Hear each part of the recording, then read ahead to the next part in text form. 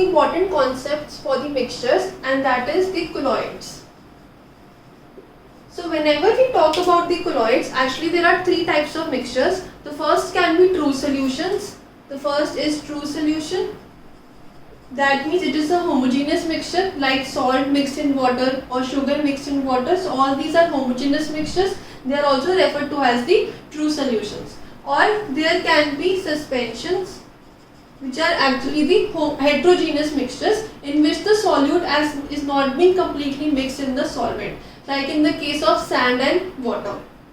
The third category is the example of colloids. So colloids are those substances or those mixtures that are actually in between the true solutions and the suspensions. So they have some properties of true solutions and some properties of suspensions. So best example of the colloids is the example of milk, also blood. Then you have starch also. You can even have jellies, fog, smoke. All these are examples of colloids. So let us discuss properties of colloids one by one. So the first property of colloids is their property of heterogeneity. So by this property we mean that, like for example, if we take the case of milk, so the component of milk appears to be homogeneous, but it is actually heterogeneous. So we can say that colloids are actually heterogeneous because the particles are not clearly visible to the naked eye, but actually they are mixing of the various particles, and those particles not get completely mixed with the solvent. So we can say that they are actually heterogeneous mixtures. So colloids are actually heterogeneous, which is similar to that of the suspensions, because true solutions were known to be the homogeneous solutions. The next property is their stability. So as we can see that some of the particles are completely mixed into the solvent and some particles do not mix into the solvent. So they have properties that is intermediate between the true solutions and the suspensions. But if you keep the colloids for some time undisturbed, so if I have a beaker and then in this I have milk, and I keep this beaker idle for some time and do not touch that beaker, I cannot see the milk particles at the bottom. That means the particles will not settle at the bottom as in the case of sand and water. That means they remain stable throughout the container. So they have very good stability. They are homogeneous. In the homogeneous, by the way, we can say that because if we are viewing the beaker, it appears to be homogeneous, and that is why it is stable also. This property is being similar to that of the true solutions. The third example of colloids, or third property of colloids, is their property of particle size. So they have the particle size that is intermediate between the true solutions and the suspensions. So it is between 1 nanometer to 100 nanometer. Because less than 1 nanometer is in the size of true solutions and more than 100 nanometer is the size of the suspensions. So they have the property between the suspensions and the true solutions. The next property of the colloids is the property of the filter paper.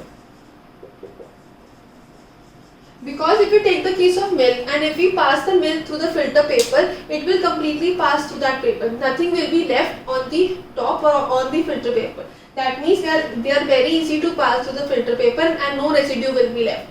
But that was not the case with the suspensions. If you take the suspensions and pass through the filter paper, the sand will be left on the top and water will come at the bottom. So the property of filter paper is obeyed by the concept of, by the properties of colloids. The fifth property is very important, that is the property of Brownian motion. Only the colloids have the property of Brownian motion. It is not shown by true solutions and not shown by the suspensions.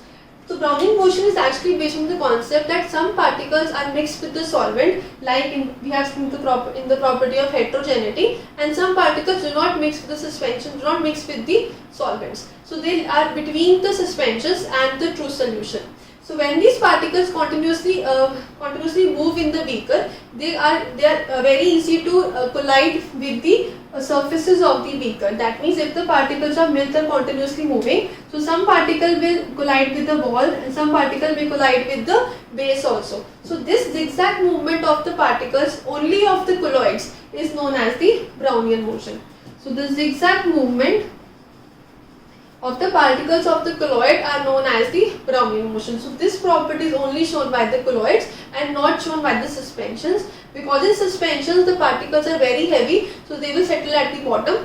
In the case of true solutions, they also not show the Brownian motion because they completely mix with the solvent. So only the colloids are those particles which have the zigzag motion, and that is completely visible to the human eye. So they obey the property of Brownian motion.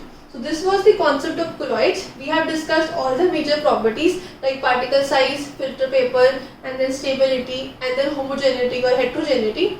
And then we have discussed some of the examples like the case of milk, even blood or smoke, because smoke is also a colloid. It is actually a mixture of smoke particles mixed with the air, in which smoke is quite visible to the naked eye, and also the smoke particles do not settle at the bottom. So that is why it is actually a colloid and not a suspension.